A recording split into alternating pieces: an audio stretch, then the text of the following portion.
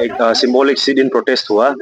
लद्दाख का जो protesting people है उनका सॉलिडारिटी में यहाँ पर आरजू का स्टूडेंट्स लोग आया, उसके बाद में लोकल यूथ्स लोग आया दोईमुख से, और बहुत सारा लाइक माइंडेड सिटीजन्स आया कैपिटल से ना, ईटानगर नाहरलगुन से। और this sit in protest was organised by 3 organisations, north east human rights, Arunachal rises and students of RGU.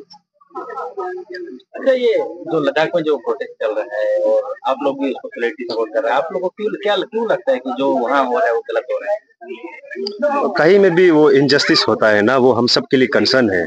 और वहाँ पे जो पीसफुल प्रोटेस्ट को, लोगों का राइट टू स्पीच को, freedom of expression of speech को जो करटेल कर रहा है ना, जो पीसफुल तरीका से वो प्रोटेस्ट, उसको क्लेम डाउन जो गवर्नमेंट लेकर आ रहा है, that is condemnable and very undemocratic in nature, and as concerned people and educated people we should all condemn such tactics.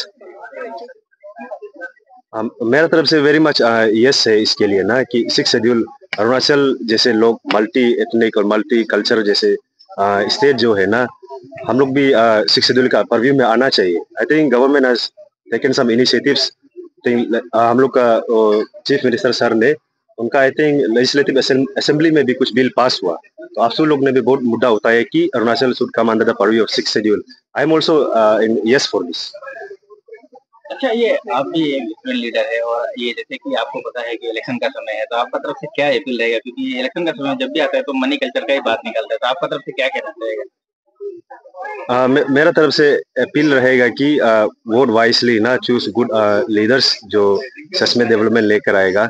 Party का एफिलिएशन को मत देखिए, ये मत सोचिए कि किसको क्या टिकट मिला, कौन सेंटर में पकड़ है, कौन स्टेट गवर्नमेंट में पकड़ है, कौन सीएम साहब से क्लोज है, कौन डीसीएम से क्लोज है, कौन बीजेपी का टिकट मिला, कौन नहीं मिला।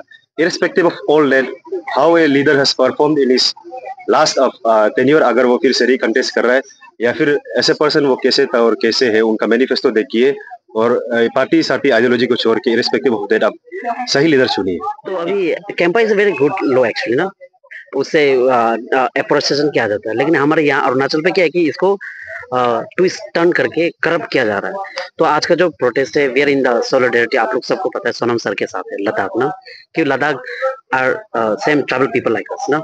तो उन लोग ये डिमांड कर रहे हैं कि they want to govern themselves ना, उनका जो जमीन है, उनका जो रिवर्स है, उन लोग का हक बने, ना कि कोई आउटसाइडर ऑफिसर्स आके गवर्न करे, इम्पोज करे। तो ये चीज में क्या है कि we need to show solidarity, क्योंकि कल को जाके हम लोग से भी ये राइट छीना जाएगा। And overall we are not even constitutional protected like Nagaland, Mizoram ना, उन लोग का अपना ये आर्टिकल दिया गया है 371 ए और जी, तो इन लोगों को ये प्रोटेक्ट किया गया है, यानी कि उन लोग का खुद लोकल आदमी लोग डिसाइड कर सकते हैं, कस्टमरी लॉज जो गवर्न करना कर सकते हैं। हमारे यहाँ पे ऐसा नहीं दिया गया। तो ये सब चीज में क्या होती है कि 6 शेड्यूल भी आता है, तो Ladakh is asking for the 6 schedule, क्योंकि 6 शेड्यूल में ऑटोनोमस काउंसिल होता है, तो they make their own laws, the rivers and minerals का जो हक होता है वो लोकल पीपल का थ्रू से ही होगा। Now coming back to Arunachal, जैसे हमने बताया, आपने पूछा कैंपा को लेके, यहाँ पे ना बहुत बड़ा झोल चल रहा है कि हमारे जो उल्लू बनाया जा रहा है हमारे इनोसेंट विलेजर्स को, कि आपका इतना सारा जमीन है कम्युनिटी का ना, आप हम लोग को दे दो, विल डू एफोरेस्टेशन, कैंपा का थ्रू से थोड़ा कुछ पैसा आएगा, आपको भी देगा। तो लेकिन क्या है उसमें क्या होता है कि उन लोग जो एक एग्रीमेंट में ये लिखता है कि इट्स अ डिग्रेडेड फॉरेस्ट। अभी जो